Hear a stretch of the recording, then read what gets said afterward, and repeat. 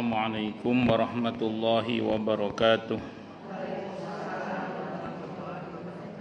Bismillahirrahmanirrahim. Alhamdulillahi rabbil alamin.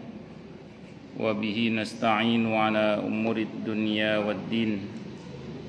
Wassalatu wassalamu ala asyrafil anbiya'i wal mursalin.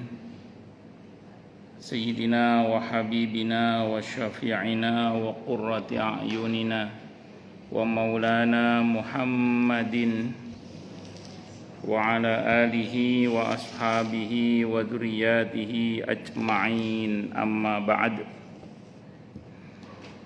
Asyhadu an la ilaha illallah wa asyhadu anna Muhammadar Rasulullah wa ufawwidu amri ilallah.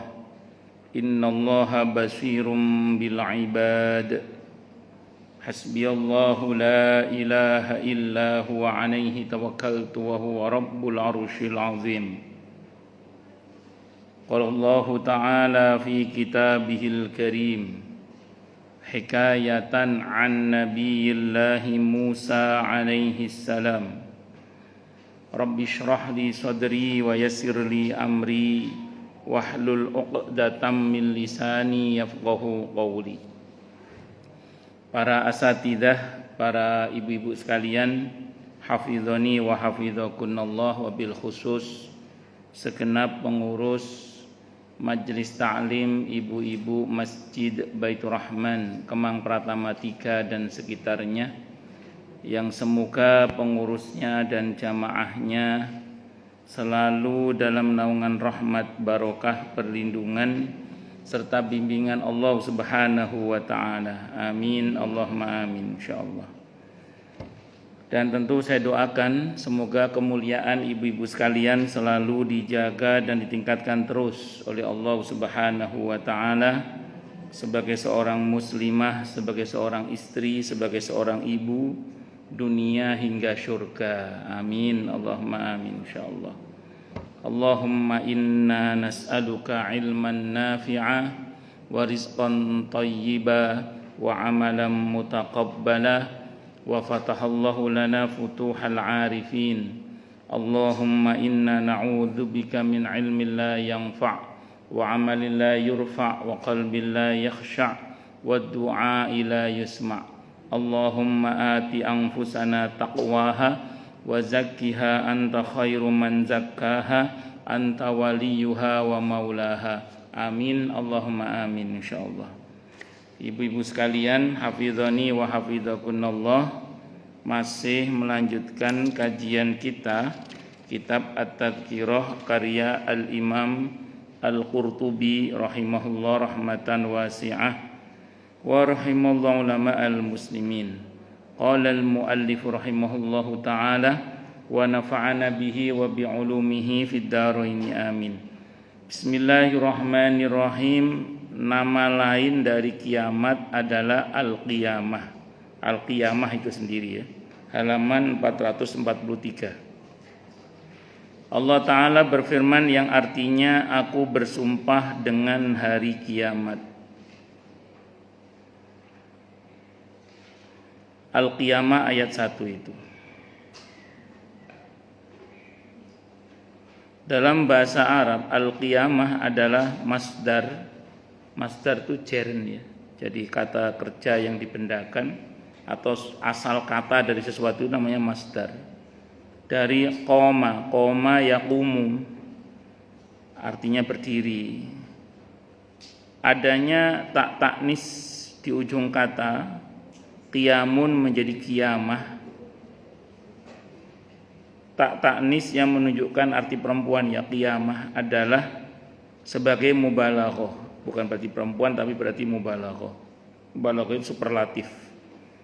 Sebagai kebiasaan orang Arab dalam berbicara. Terdapat alasan berbeda-beda dari para ulama dan ringkasnya ada 4. Yang pertama, karena terjadinya hal-hal mengerikan di waktu itu seperti teruraikan terdahulu. Jadi karena saat itu terjadi hal-hal yang mengerikan, makanya disebut dengan al-qiyamah. Karena qoma yaqumu artinya tegak berdiri.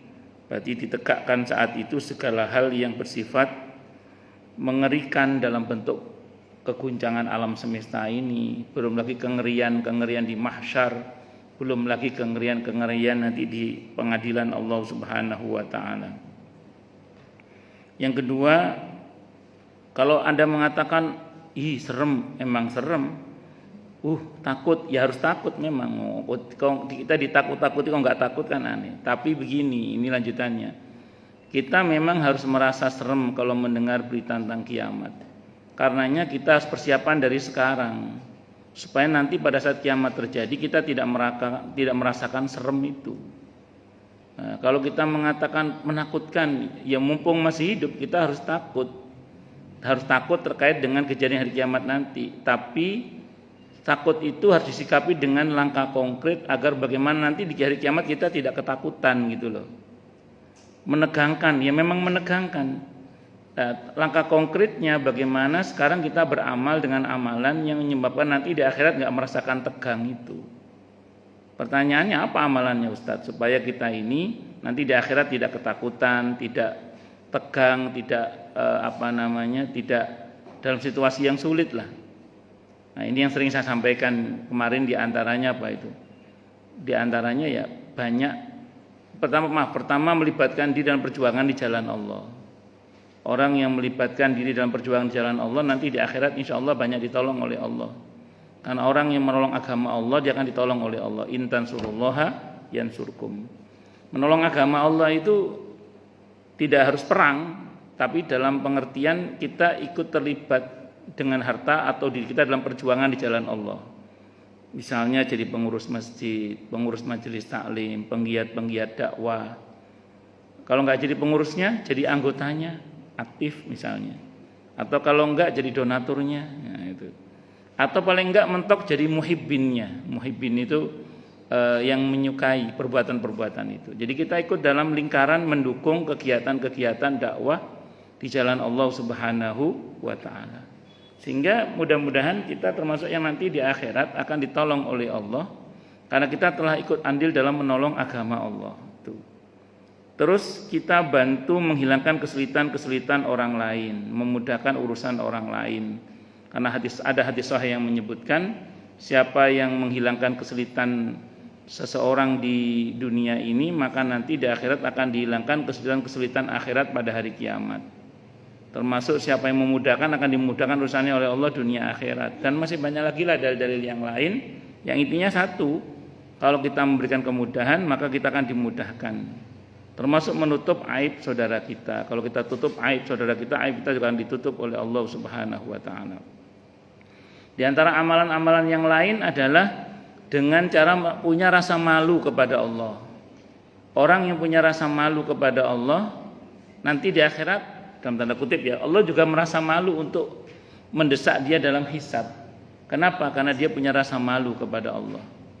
Nah, rasa malu kepada Allah itu karena kita merasa diawasi oleh Allah. Karena kita merasa diawasi oleh Allah, kalau kita berbuat agak benar, kita merasa malu kepada Allah. Bahwa kadang orang remnya blong, namanya manusia kadang remnya apa? Blong. Ya, segera tobat minta ampun kepada Allah sebagai konsekuensi kalau kita ini merasa malu kepada Allah. Itu seperti itu. Allahu Akbar. Kemudian yang kedua, karena bangkitnya makhluk-makhluk dari dalam kubur mereka masing-masing.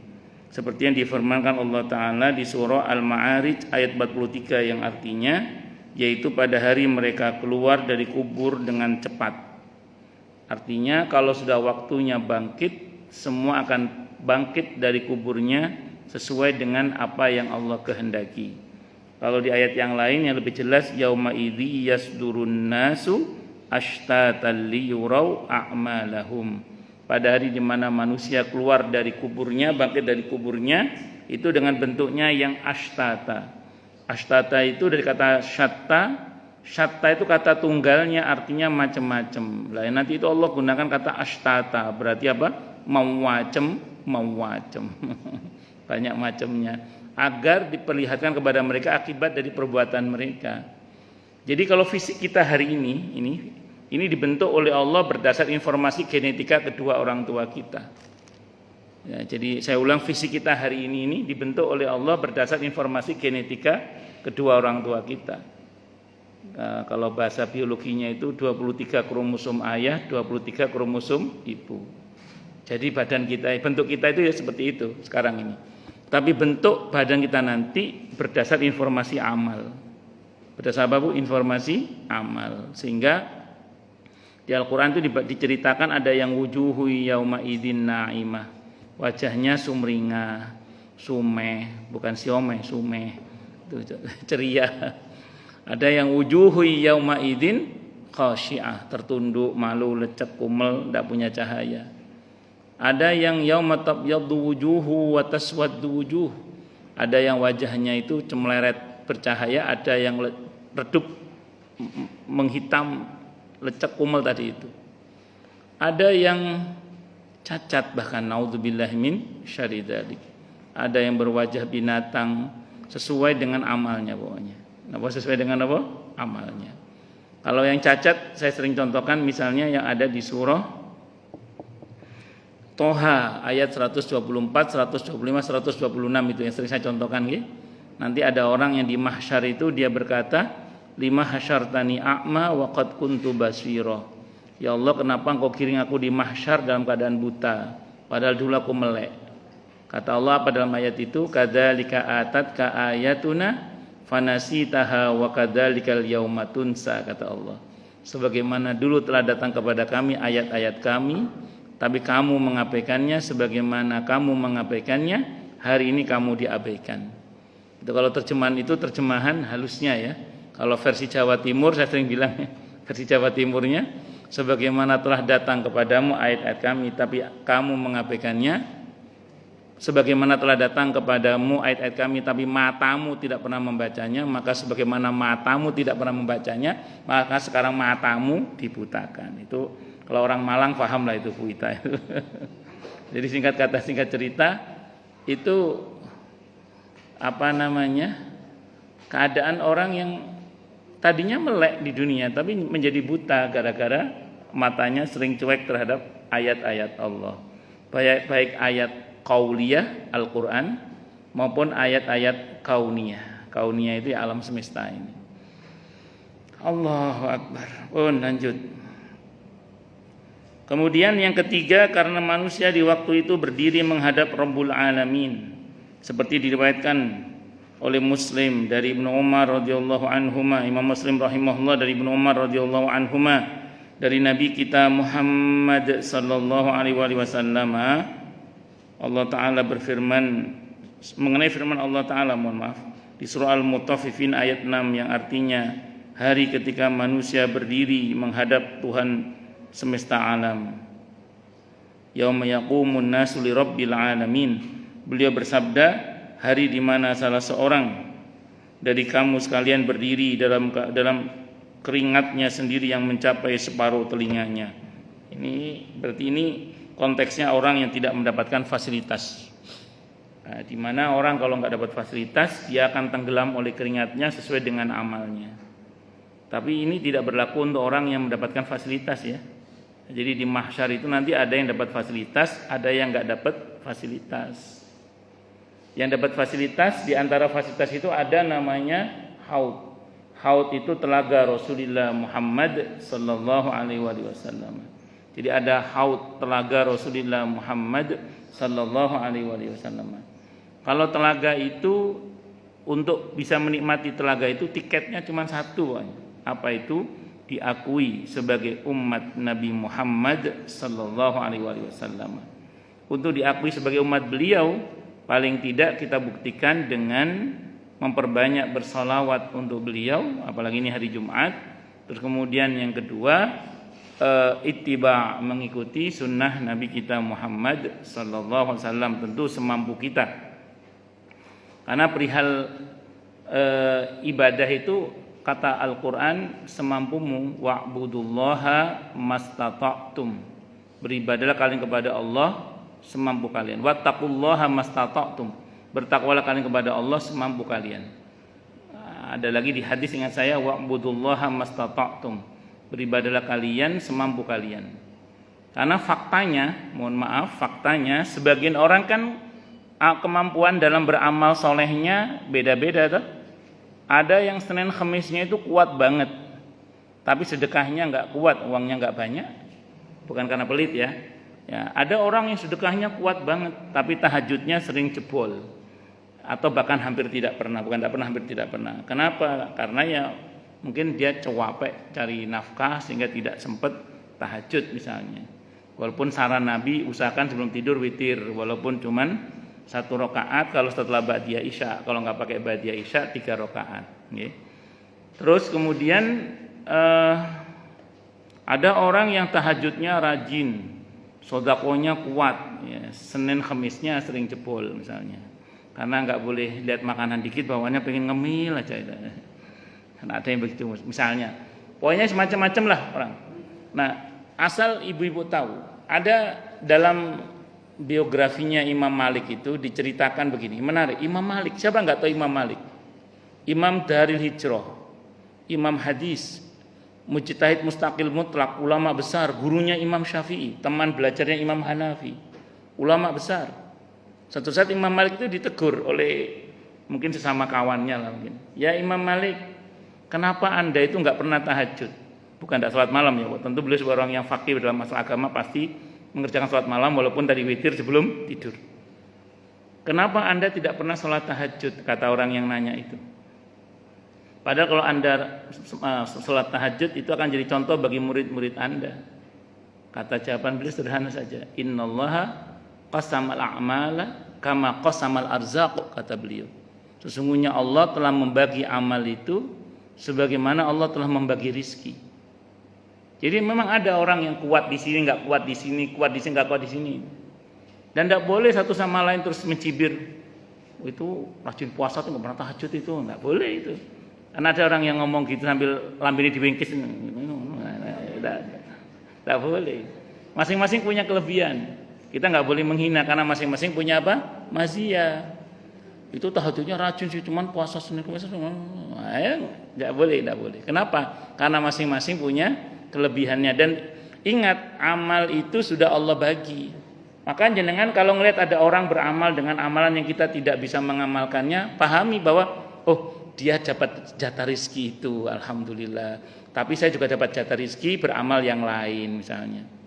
Ada sebagian orang itu terhalang dari hadir di majelis ilmu misalnya karena harus melayani suaminya atau melayani anaknya misalnya, menemani anaknya.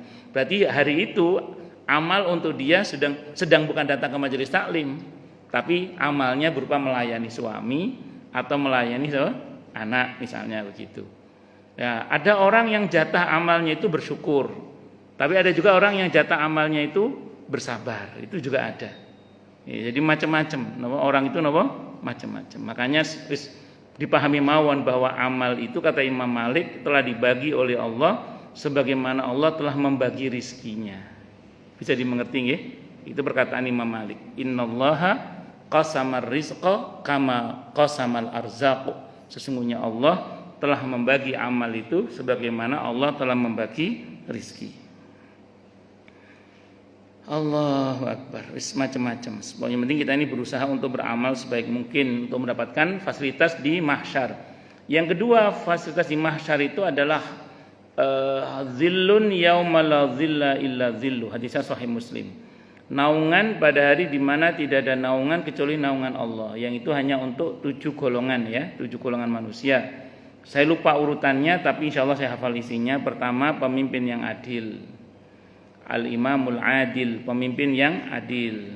Yang kedua, syabun nasya'a fi ibadatillah, pemuda yang tumbuh dalam beribadah kepada Allah, dari akil balik sampai meninggal baik terus. Nah, terus tidak semua orang gitu ya. Yang ketiga adalah orang yang hatinya terpaut dengan masjid, baru keluar dari masjid sudah mulai berpikir dalam hati kapan kembali ke masjid. Pokoknya kalau di masjid dia betah banget, seneng banget. Senengnya karena Allah, bukan karena menghindari omelan istri, bukan. Karena ada mungkin yang ke masjid untuk menghindari omelan istri itu ya ada. Di sini nggak ada, tapi tempat lain begitu. Dengar-dengar yang ngajarin si orang sini. Kemudian yang keempat, ada orang yang sedekah secara sembunyi-sembunyi. Tangan kanannya memberi, tangan kirinya, Nabi menggambarkan tangan kanannya memberi, tangan kirinya tidak tahu. Sedekah secara sembunyi-sembunyi. Kemudian yang kelima, orang yang dirayu oleh wanita yang cantik dan kaya untuk berzina, dia bisa menolak sambil berkata, saya takut kepada Allah. Yang keenam, orang yang menangis dalam kesendiriannya karena Allah. Nah, yang ketujuh, ini yang sering saya bilang, semoga kita termasuk di dalamnya. Orang yang saling mencintai karena Allah, bertemu karena Allah, berpisah juga karena Allah. Nah, ini saya sering bilang di mana-mana. Semoga termasuk kita ini. Ini kan insyaallah insyaallah kita semua saling mencintai karena Allah kan nggih. Insyaallah kita semua saling mencintai karena Allah, karena kalau Anda sentimen pasti enggak datang. Bukan berarti yang enggak datang sentimen, enggak, bukan. Atau kalau saya sentimen pasti saya enggak mau datang ke sini kan. Artinya kita tidak ada sentimen di antara kita, tidak ada sentimental. Semua kita insyaallah saling mencintai karena Allah. Kita bertemu karena siapa ini? Oh iya, enggak ada berkatnya. Enggak ada berkatnya tuh. Kalaupun ada konsumsinya tetap kita karena Allah juga kan. Karena kalau saya ada berkatnya ini ada. Berkat itu dibrek terus diangkat. Nah, terus kemudian yang kedua, kita berpisah juga karena Allah. Mau nginep sini enggak tuh? Pasti pulang kan? Nah, kenapa? Karena ada tugas yang lain ya. Dan ini namanya bertemu karena Allah, berpisah juga karena Allah. Bisa dipahami nggih? Itu saya sering bilang itu di mana-mana itu. Semoga kita termasuk yang itu. Amin insyaallah nggih. Saling mencintai karena Allah, bertemu karena Allah, berpisah juga karena Allah. Itu seperti itu. Jenengan kalau pas liburan panjang kangen nggak duduk di majelis begini gitu? Kangen nggih? Kangen apa mboten Bu? Kangen apa mboten? Kangen nggih? Kangen duduk di majelis begini, bukan kangen dengan sayanya, bukan, kangen duduk di majelisnya itu. Itu seperti itu. Allahu Akbar. Lanjut. Terus ada satu lagi, mimbar dari cahaya. Mimbar dari cahaya itu untuk orang yang saling mencintai karena Allah, bertemu karena Allah, berpisah karena Allah. Itu ada tambahan lagi. Untuk orang yang saling mencintai karena Allah dapat bonus tambahan, yaitu mimbar dari cahaya. Nah, itu orang-orang yang saling mencintai karena Allah, bertemu karena Allah, berpisah juga karena Allah. Lanjut. Berikutnya yang keempat, karena roh bersama para malaikat. Maksudnya roh ini malaikat Jibril ya, ruh. Malaikat Jibril karena roh atau malaikat Jibril bersama para malaikat berdiri bersaf-saf. Firman Allah Ta'ala surah An-Naba ayat 38. Pada hari, yang artinya pada hari ketika roh dan para malaikat berdiri bersaf-saf. Yauma yaqum ruhu wal malaikatu saffa la yatakallamuna illa man adina lahu rahman wa qala shawaba. Allahu Akbar. Ya, semua nanti datang menghadap kepada Allah. Ya, akan dipanggil namanya dan nama orang tuanya atau nama bapaknya. Terus kemudian akan disidang di mahkamah Allah Subhanahu wa taala. Ada yang didesak dalam hisabnya alamat celaka, man husiba uqiba, kata Nabi Muhammad. Siapa yang didesak dalam hisabnya alamat celaka sudah. Ada yang ringan hisabnya, ini selamat. Yang ketiga, ada yang bebas hisab, bebas azab, ini juga selamat. Kita berharap kepada Allah semoga kita termasuk yang bebas hisab, bebas azab. Amin, Allahumma amin insyaallah. Kalaupun harus dihisab, semoga Allah hisab kita dan hisab yang mudah. Amin, Allahumma amin insyaallah.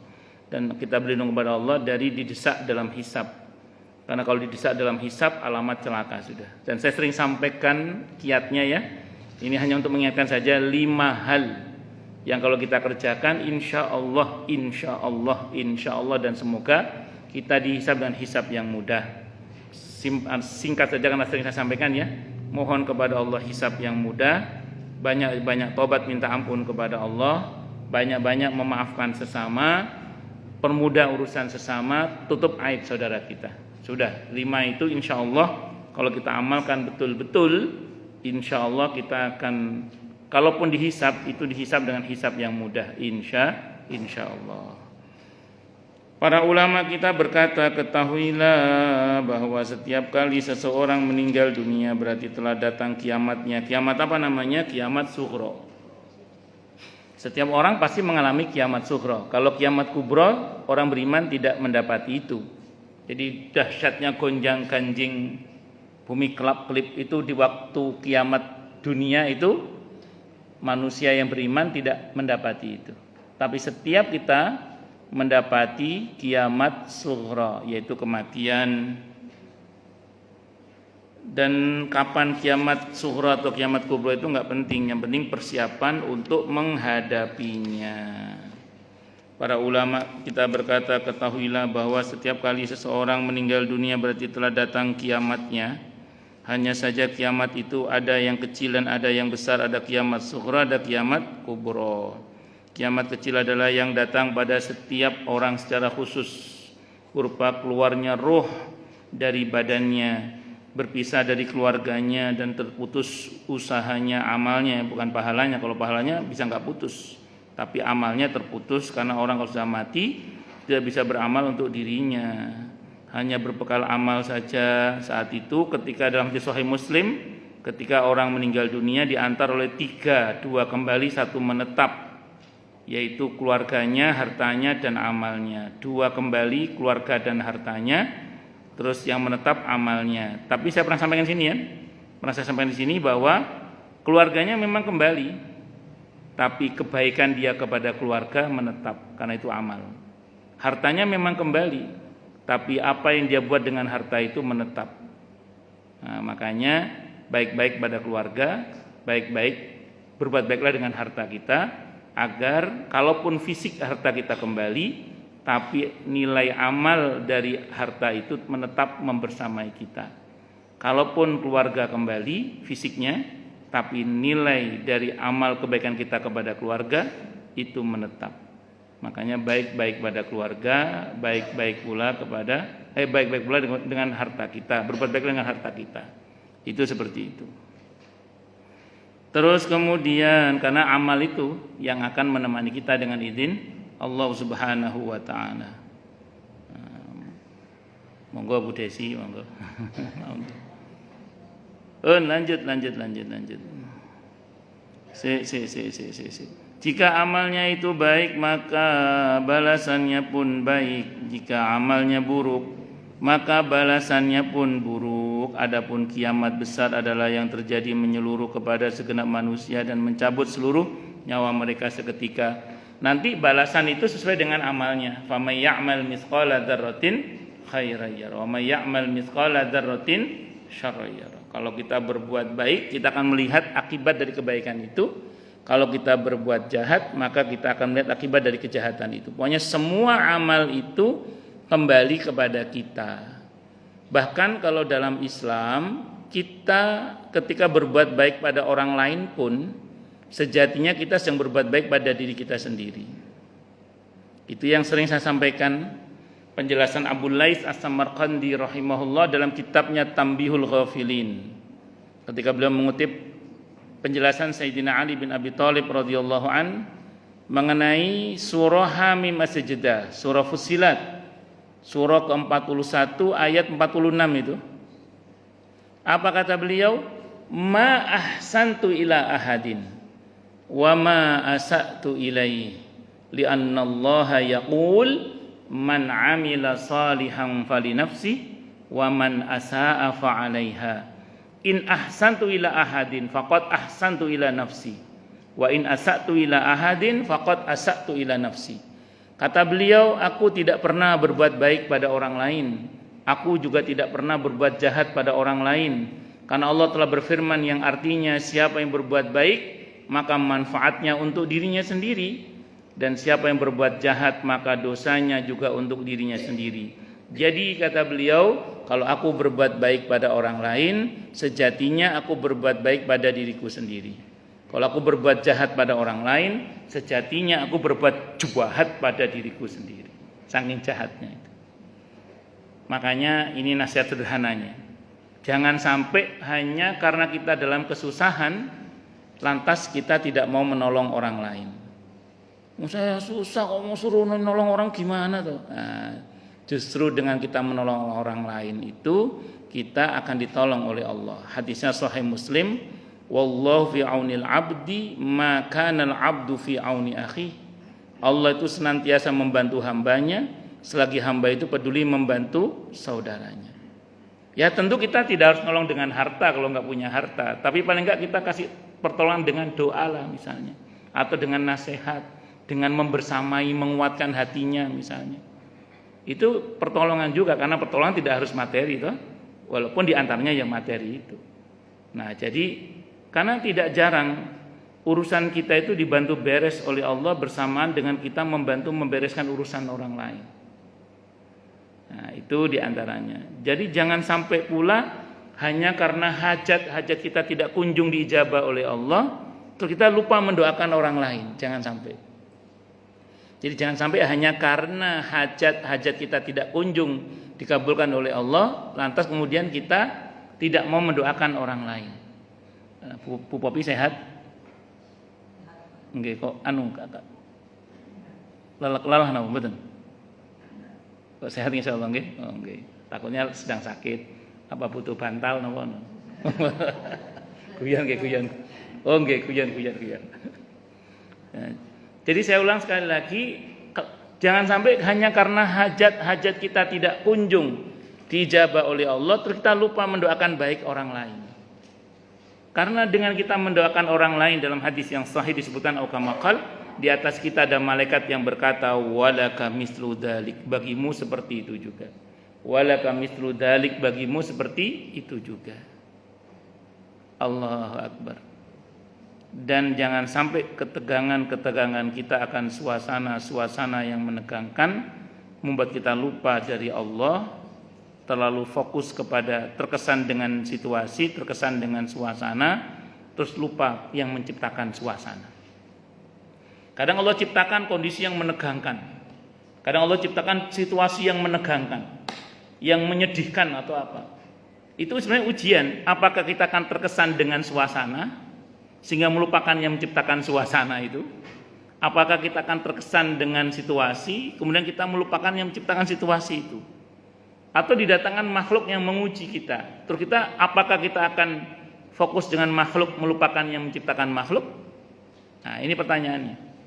Maka keadaan-keadaan yang menegangkan, yang menyedihkan, yang merepotkan itu jangan sampai membuat kita terkesan dengan suasana, situasi, makhluk, melupakan yang menciptakan semua itu. Itulah yang dilakukan oleh orang-orang soleh terdahulu, di mana ketika keadaan itu begitu menegangkan sehingga kaumnya fokus dengan hal yang menegangkan itu, tiba-tiba nabinya mengingatkan agar kembali kepada Allah, dan saat itulah turun pertolongan Allah. Saya sering contohkan ketika Nabi Musa alaihissalam dihadapkan pada pilihan yang sulit bersama Bani Israel. Nyebrang lautan risikonya mati, tidak bawa bahtera. Mundur ke belakang ada Fir'aun dengan pasukannya yang besar, risikonya mati juga. Kaum Bani Israel tegang sudah, fokus dengan ketegangan situasi, lupa pada yang menciptakan situasi. Nabi Musa, nabi ya, tetap ingat sama Allah. Apa kata beliau? Inna ma'iya rabbi sayahdin. Sesungguhnya bersamaku Allah, Allah pasti akan menolongku, akan berikan petunjuk kepadaku. Bersamaku Allah, Allah pasti memberikan petunjuk kepadaku. Akhirnya ada orang soleh yang berkata, wa ufawwidu amri ilallah, innallaha basirum bil ibad. Aku serahkan urusanku kepada Allah, sungguhnya Allah maha melihat hamba-hambanya. Akhirnya seluruh Bani Israel kembali pada Allah, tidak terkesan dengan situasi, tapi kembali tawajuh kepada yang menciptakan situasi. Terus datang pertolongan Allah, rencana jahat Fir'aun dibatalkan oleh Allah. Bahkan rencana jahat Fir'aun menghantam Fir'aun sendiri, Fir'aun mati akhirnya. Allahu Akbar. Nah, dalam perang Hunain yang Allah abadikan ceritanya di surah At-Taubah 25-26 itu, At-Taubah 25-26 itu diceritakan dalam ayat itu bagaimana muslimin kocar-kacir, dipukul mundur kocar-kacir oleh pasukan musuh. Jarang terjadi dalam sirah Nabi kita Muhammad SAW diapit oleh 4 sahabat utamanya, Abu Bakar, Umar, Utsman, Ali radhiyallahu anhum. Itu jarang terjadi. Tapi di perang Hunain terjadi itu. Di tengah kaum muslimin tegang dengan keadaan yang menegangkan itu, tiba-tiba sahabat Abbas meneriakkan, beliau suaranya lantang, punya kelebihan suaranya lantang. Beliau pegang kendali kendaraan Rasulullah Muhammad SAW. Beliau mengingatkan para sahabat akan baiat mereka, janji-janji mereka kepada Rasulullah Muhammad SAW. Akhirnya diceritakan dalam ayat itu bagaimana muslimin akhirnya taubat, kembali bertawakal hanya kepada Allah, enggak terkesan dengan situasi, tawajuh kepada Allah, kembali taubat bertawakal hanya kepada Allah. Apa yang terjadi? Keadaan dibalik, muslimin menang, hampir kalah itu. Hampir kalah. Begitu tawajuh kepada Allah, keadaan dibalik, menang muslimin. Allahu Akbar. Demikian nanti yang lain-lainnya juga. Yang diantara yang menarik itu kisahnya Siti Aisyah radhiyallahu anha berkaitan dengan sababun nuzul surah An-Nur yang di permulaan itu. Ketika ada hadisul ifki di mana Siti Aisyah radhiyallahu anha difitnah oleh orang-orang munafik itu. Itu fitnahnya begitu masif dan luar biasa sampai dalam Sahih Bukhari diceritakan sekelas Nabi kita Muhammad SAW yang notabene Nabi dan Rasul dan suaminya dan Abu Bakar As-Siddiq radhiyallahu anhu juga ayahnya itu tidak bisa membela. Itu Siti Aisyah kecewa banget itu. Sebagai manusia biasa wajar kecewa. Kok cek nemeni bojoku yo gak iso belani. Bapakku yo gak iso belani. Rupanya Allah sengaja supaya semua dikembalikan kepada Allah. Apa kata Siti Aisyah? Ini kata-kata Siti Aisyah jadi quote-nya Imam Syafi'i kemudian di belakang hari. Kalau kalian tidak bisa membantu saya, berarti Allah langsung yang akan membantu saya. Itu husnudzonnya Siti Aisyah. Kalau kalian tidak bisa membantu saya, berarti Allah langsung yang akan membantu saya. Okamakot. Maka kata Imam Syafi'i nanti di belakang hari belum punya quote yang mengatakan, kalau kalian tidak mendapati di dunia ini seorang pun yang menolong kalian, percayalah bahwa Allah langsung yang akan menolong kalian. Tapi ucapan ini harus cocok dengan perbuatan kita sehari-hari. Siti Aisyah cocok, sering bantu sesama, hubungannya dengan Allah juga baik. Nah, kok pernah nggak Anda ngalami gini? Kalau orang butuh kita ada. Pas kita butuh orang nggak ada semua. Pernah ngalami gitu nggak? Kalau orang butuh kita ada. Pas kita butuh orang nggak ada. Pernah ngalami gitu ya? Itu jangan suudzon sama Allah. Kalau jenengan selama ini selalu ada membantu sesama, kalau saat Anda butuh nggak ada orang, jangan suudzon sama Allah, langsung bilang, oh berarti insya Allah langsung yang akan bantu saya. Udah gitu aja. Asal cocok ya amal kita dengan pernyataan itu. Tapi kalau selama ini judes, sombong, pelit misalnya, jahat sama orang, tuh gak ada yang bantu, terus GR, Allah langsung akan bantu saya, ya gak cocok. Kalau orang Jawa bilang gak memper babar blas. Gak cocok gitu. Jadi harus cocok amalan kita baru bisa ngomong kayak gitu. Bisa dimengerti ya? Nah, makanya saya ulang sekali lagi, suasana-suasana yang menegangkan, situasi-situasi yang menegangkan, itu jangan membuat kita fokus pada situasi itu hingga melupakan yang menciptakan situasi. Karena sibuk dengan makhluk, melupakan yang menciptakan makhluk. Tawajuh kepada Allah, tawakal full kepada Allah, berharap kepada Allah, baik-baik kepada Allah. Nah, insya Allah itu beres nanti itu. Kalau ingin maknyos kepada Allah, datangnya membawa Rasulullah Muhammad sallallahu alaihi wasallam. Kata para ulama itu mak cespleng itu. Jadi kalau kita datang kepada Allah sambil membawa Rasulullah Muhammad SAW, itu mak cespleng itu. Caranya gimana? Bersolawat untuk beliau, berusaha mengamalkan sunnah-sunnah beliau. Itu cara membawa Rasulullah Muhammad SAW. Itu mak cespleng. Kenapa? Karena kita membawa kekasihnya. Nah, Allah itu sewenang kalau kita datang menghadap kepadanya dengan membawa kekasihnya, yaitu Rasulullah Muhammad SAW.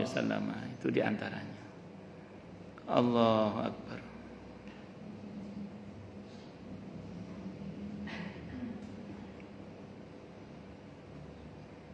Dalil yang menyatakan bahwa setiap orang yang meninggal dunia berarti telah datang kiamatnya adalah sabda Nabi kita Muhammad sallallahu alaihi wasallam kepada beberapa orang Arab Badui.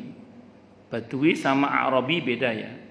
Kalau Badui itu bisa orang Arab, bisa non Arab. Dia nomaden, tidak punya kampung, itu Badui namanya. Kalau Arabi orang kampung Arab.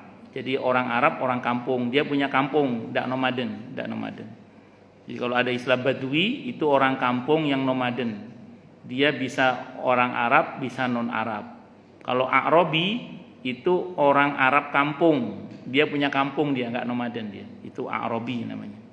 Kalau Anda pernah baca nanti, soalnya diterjemahkan sama biasanya. A'robi artinya orang desa, Badui juga orang desa. Bedanya kalau Badui itu orang desa yang nomaden dan bisa orang Arab, bisa orang non-Arab. Sementara kalau A'robi itu orang Arab dan tidak nomaden dia biasanya. Itu orang kampung. Yang bertanya kepada beliau, kapankah datangnya kiamat? Maka beliau melihat kepada seorang yang paling muda. Di antara mereka saya bersabda, jika orang ini sempat hidup, belum lagi dia pikun, maka kiamat kamu sekalian pun telah tiba kepadamu. Ini hadisnya riwayat Muslim dan lainnya. Artinya kiamat sughra maksudnya bisa terjadi pada siapa saja, enggak pandang bulu usia maksudnya. Kan itu rombongan, ada yang paling tua, ada yang paling tua, ada yang paling muda. Kepada yang paling muda, kalau sudah datang kiamat itu kepada dia, bahkan itu bisa terjadi tidak harus nunggu yang tua terlebih dahulu. Karena mati itu kan tidak harus tua kan. Ya bisa yang tua dulu, yang muda belakangan, atau yang muda belakangan yang tua duluan kan bisa saja. Ya mati itu bisa. Tapi yang pasti harus persiapan. Berapa banyak orang yang tidak sakit mati kan? Saya masih ingat itu zaman Pak Harto dulu. Saya ingat zaman Pak Harto dulu. Itu pernah ada dokter di Ngawi. Itu dinobatkan oleh Pak Harto itu sebagai dokter tersehat di dunia, di Indonesia. Jadi dinyatakan oleh Pak Harto saat itu diberi penghargaan sebagai dokter paling sehat di Indonesia. Di orang Ngawi. Begitu dari Jakarta dapat penghargaan, pulang ke Ngawi, sampai di Ngawi besoknya meninggal. Padahal dinobatkan sebagai dokter paling sehat gitu. Artinya mati bisa sehat kan? Artinya tidak harus sakit gitu maksud saya gitu ya, tidak harus sakit. Kapan hari saya dapat cerita dan saya juga sering menyaksikan juga sih, ada orang yang sakit lama, yang sakit nggak mati-mati, yang nungguin ganti-ganti mati-mati itu ya. Iya itu. Jadi kapan hari itu saya dapat cerita dari jamaah itu. Ini sakitnya udah lama Ustaz. Yang sakit nggak mati-mati, yang nungguin berkali-kali mati. Iya, karena memang ajal itu nggak harus sakit.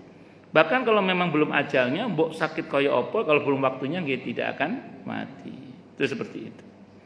Memang sudah ajalnya ya mati. Karena ajal itu sudah datang, tidak bisa dinegosiasikan untuk dimajukan ataupun dimundurkan walaupun cuman sesaat, tidak bisa dimajukan atau dimundurkan. Tapi kalau ajal belum datang, negosiasi masih berlaku. Dengan silaturahim, dengan sedekah, dengan berbakti pada kedua orang tua, dengan dengan doa minta kepada Allah. Asal ajal belum datang. Jadi kalau ajal belum datang, negosiasi masih berlaku. Mana contohnya di Al-Quran? Kisah Nabi Yunus alaihissalam. Ketika ditelan oleh ikan itu, Quran yang menceritakan, kalaulah dia bukan orang yang biasa bertasbih sebelumnya. Kalaulah Yunus itu bukan orang yang biasa bertasbih sebelumnya, niscaya dia akan tinggal di perut ikan itu sampai hari kiamat. Artinya Allah merencanakan Nabi Yunus wafat sebenarnya. Cuman ajal belum datang, negosiasi masih berlaku. Beliau zikir tuh, la ilaha illa anta subhanaka inni kuntu minadh dhalimin. Al-Anbiya ayat 87. Pas Nabi cerita begitu, saya baca dalam kitab Abwaul Farad Syed Muhammad Alawi Al-Maliki rahimahullah, saya baca dalam kitab Ibnu Qayyim Al-Jauziyah rahimahullah Ad-Da'wa Dawa, sahabat nanya, "Ya Rasulullah, itu nabi. Bagaimana dengan kami yang bukan nabi?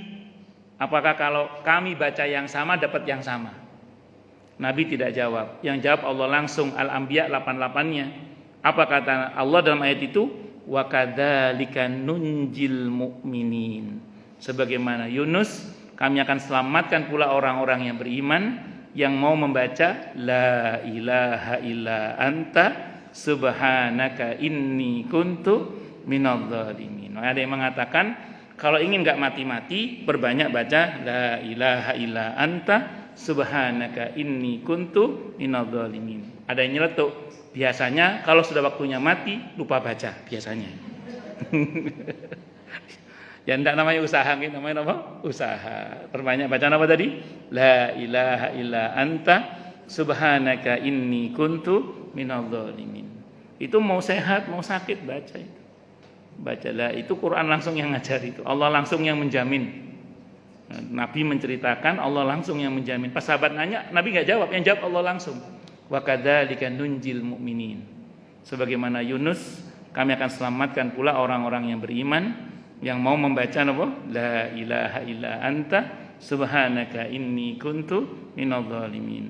Sehingga dulu kiai saya Allahyarham Kiai Haji Hasanatul Wafi rahimahullah, ketika beliau menasihati para santri, beliau mengatakan santri punya masalah apa saja perbanyak baca la ilaha illa anta subhanaka inni kuntu minadh dhalimin. Banyak itu berapa Ustaz? Kata para ulama, banyak itu 300. Jadi kalau mau banyak itu berapa? 300. Kalau di bawah 300 itu belum banyak. Istilah banyak itu tidak dibatasi, cuma kata para ulama disebut banyak itu berapa? 300. Kalau belum 300 belum banyak berarti. Perbanyak bacaan apa? La ilaha illa anta subhanaka inni kuntu minadh dhalimin. Ini monggo terserah jenengan lah. Penting banyak-banyak baca itu untuk negosiasi mumpung ajal belum datang. Dan itu tidak hanya masalah ajal saja, tapi juga masalah-masalah yang lain. Wallahu a'lam bishawab. Baik, silakan yang mau tanya, protes, marah boleh silakan. Masalah itu masalah yang lain boleh monggo kalau ada. Kalau enggak ada berarti jelas semua atau tidak jelas semua. Monggo silakan kalau ada. Monggo. Waalaikumsalam warahmatullahi wabarakatuh. Nggih, Bu. Nggih, Bu.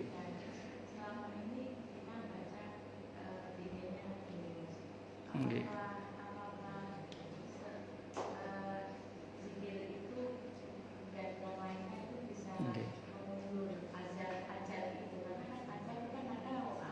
Nggih, betul. Nggih. Nggih. Sampun? Baik. Waalaikumsalam warahmatullahi wabarakatuh.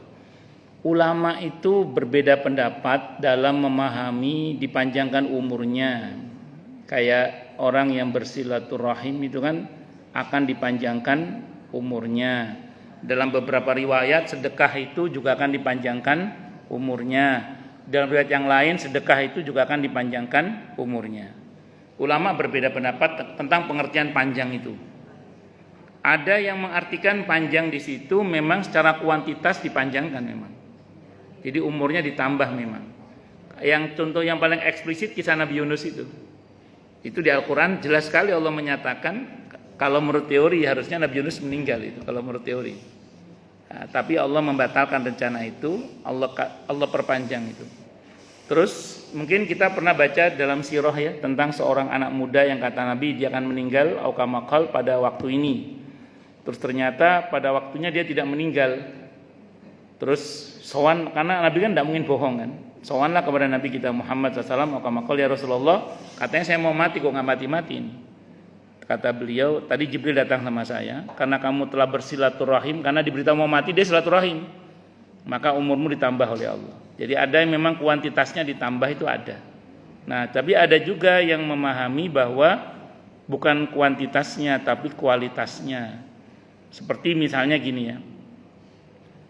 Imam Bukhari, Imam Muslim, Imam Nawawi dan sudah wafat lama kan? Tapi sampai sekarang beliau serasa masih hidup karena ilmunya yang terus dipakai dan diamalkan.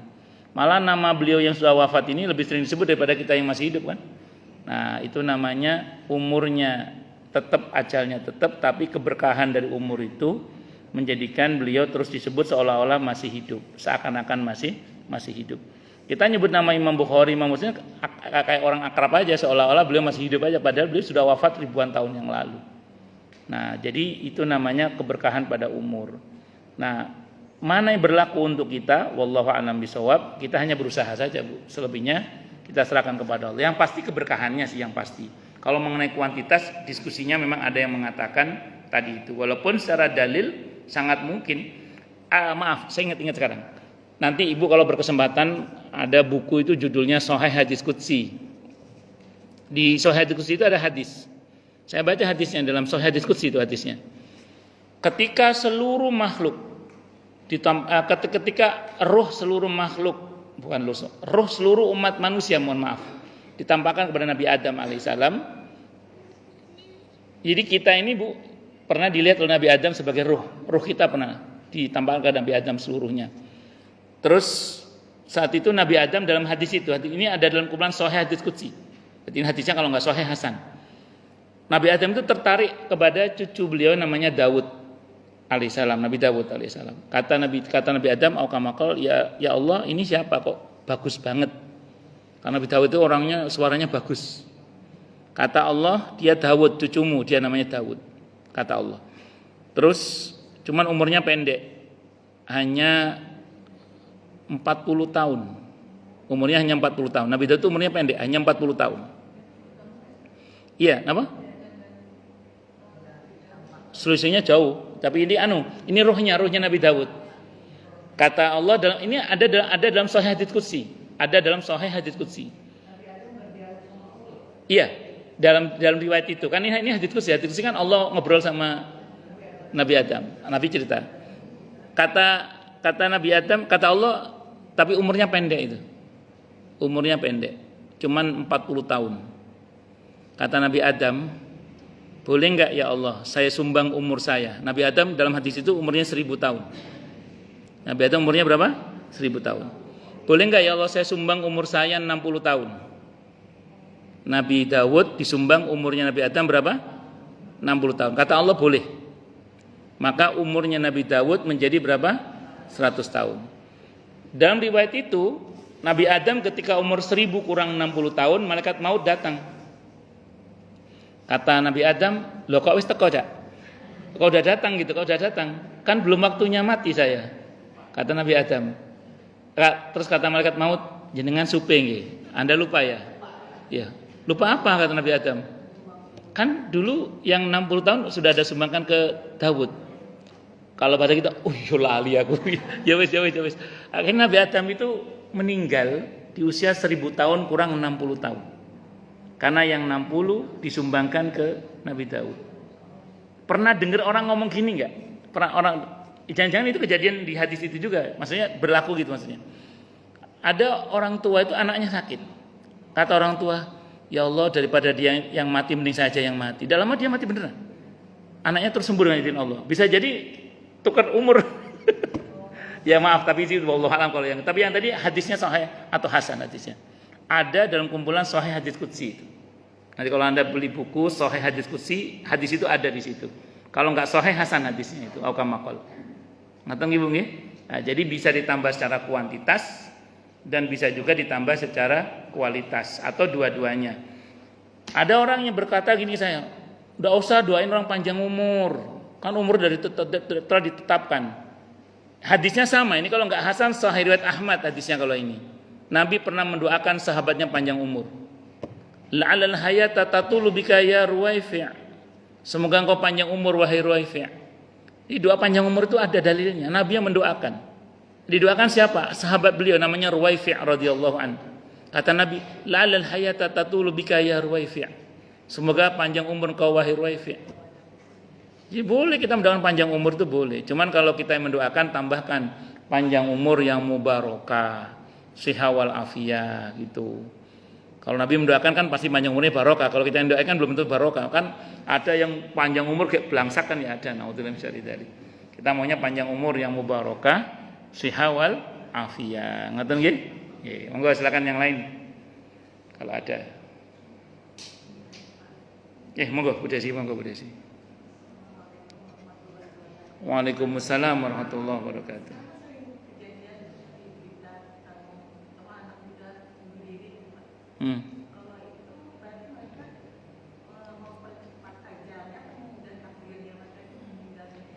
Bagus. Sebenarnya bunuh diri pun kalau belum ajalnya nggak akan mati. Saya ulang, sebenarnya bunuh diri pun kalau belum ajalnya nggak akan mati.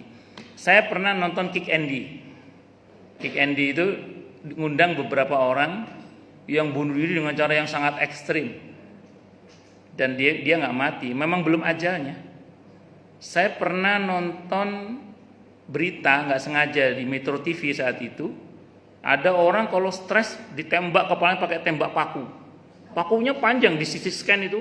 Apa kalau yang kepala itu MRI apa namanya? Jumbo Pak Naud. Pokoknya zaman itu namanya CT scan masih namanya. Di CT scan itu pakunya bukan satu, belasan paku di kepalanya. Dan dia bertahan hidup 1 tahun saat mau dioperasi itu masih hidup. Tidak tahu setelah itu mati apa enggak itu. Itu di Metro TV. Saya lihat beritanya itu. Orang luar, bukan orang Indonesia. Kalau menurut teori mati dokter ya. Kalau menurut teori mati menurut teori itu. Tapi dia nggak mati. Belasan paku di kepalanya. Saya lihat di scan ini pakunya panjang-panjang ini. Bukan paku pendek, bukan. Saat itu dia bertahan setahun. Itu mau dioperasi, nggak tahu setelah itu mati apa enggak itu. Saya nggak tahu mati apa enggak setelah itu. Nah, terus kemudian kali ini saya dengar dari ceramahnya Hakim. Katanya dari sebuah majalah katanya. Ada orang stres mau bunuh diri, dia lompat ke dia minum baygon itu ya racun serangga lah. Ya karena dia buru-buru tersedak masuk hidungnya, ketolong nggak jadi mati itu. Akhirnya terus kemudian selang berapa waktu stres lagi, dia coba bunuh diri, mengiris nadinya pakai pisau. Rupanya pas dia ngiris terbalik, yang tajam di atas, yang ketolong lagi nggak jadi mati. Pokoknya ketolong terus. Yang ketiga dia stres lagi, dia lari ke belakang, ada sumur. Zaman dulu kan sumur masih sumur yang cembolong itu. Dia lompat itu, ternyata musim kering. Dia itu sumurnya nggak dalam, patah lutut, malah patah kakinya. Dia nggak jadi mati. Terus kemudian yang keempat, dia ke jalan layang itu, dia perhatikan mobil yang lalu lalang, tanpa ada mobil sampah yang gede besar lewat itu. Wah ini pasti mati saya. Begitu dia mobil terlewat, dia lompat, ternyata kecepatan mobilnya lompat itu, akhirnya dia jatuhnya ke bak sampahnya itu, jadi nggak jadi mati itu. Yang terakhir, yang kelima, dia ke belakang rumahnya ada rel kereta, dilihat dari kejauhan kereta udah mulai lewat, dia tidur di rel itu, dan ternyata keretanya betul-betul lewat, dan ternyata dia nggak mati, karena keretanya lewat rel sebelahnya ternyata. Itu kata Hakim itu, sampai 5 kali katanya. Artinya kalau belum waktunya mati, ya tidak akan mati. Itu seperti itu. Jadi kalau misalnya ada orang bunuh diri mati, berarti memang ajalnya sudah. Ajalnya memang itu. Itu nanti cari di Kick Andy, ada di Kick Andy itu. Beliau ngundang beberapa orang yang cara bunuh dirinya ekstrim. Kalau menurut teori mati, tapi nggak mati. Kenapa? Belum ajalnya memang itu. Nah ada juga ya tadi yang sampai 5 kali itu. Ya saya kira itu Bu Desi ya. Jadi memang kalau dia bunuh diri mati berarti memang ajalnya sudah itu. Dan yang bisa mempercepat, yang kata Nabi Aukamakal, ini Nabi yang bersabda Aukamakal, kalau ada yang bisa mempercepat kematian adalah penyakit ain, kata Nabi Aukamakal. Jadi yang bisa menyalip ajal itu adalah penyakit ain. Jadi maaf, sebenarnya ajalnya masih panjang, belum waktunya. Cuma karena dia banyak dipuji, banyak dipuji-puji, yang memuji tidak mengucap Masya Allah, tidak mengucap Barakallah. Nah itu kata Nabi Aukamakal bisa mempercepat ajal. Termasuk kedengkian seseorang kepada seorang lain. Ada orang berprestasi, ada orang yang dengkinya banget. Sementara orang ini gak punya dzikir yang membentengi diri dari penyakit ain. Maka itu juga bisa mempercepat kematian. Kata Nabi, kalau ada yang bisa mendahului ajal, maka itu adalah penyakit ain, kata Nabi.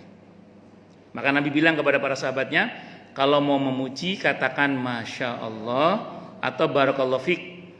Kita sendiri yang dipuji, berdoa kalau di Sahih Bukhari, Allahumma la tu'akhidni bima yaqulun waghfir lima la ya'lamun waj'alni khairam mimma yadhunnun. Ndak apal Ustaz, ya wis langsung Al-Falaq An-Nas.